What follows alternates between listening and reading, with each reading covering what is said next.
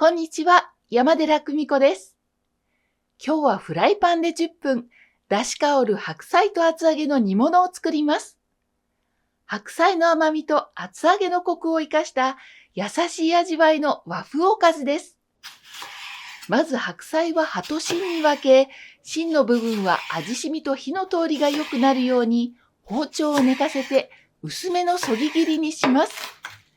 葉の部分は大きめのざく切りにしていきます。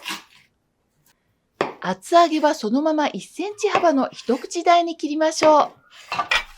フライパンまたは鍋を用意して、水、和風顆粒だし、みりん、砂糖を入れて中火にかけます。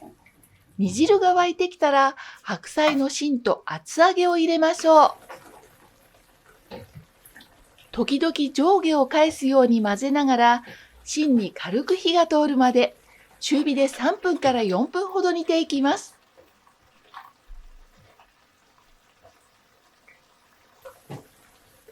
次に白菜の葉を加えましょう。葉がしんなりとしてかさが減るまで、中火のまま30秒から1分ほど煮ていきます。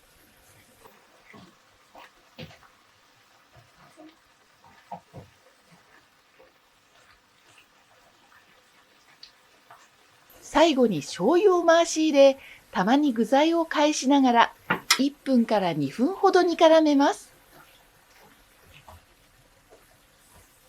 具材に味がなじみ、鍋の底に煮汁が少し残っている状態で火を止めます。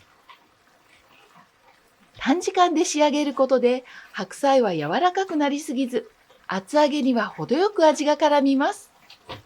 材料も少なく、思い立った時にすぐに作れる和風おかずです。最後までご覧いただきありがとうございました。この白菜と厚揚げの煮物を作ってみたいと思ったら、高評価やチャンネル登録をぜひお願いします。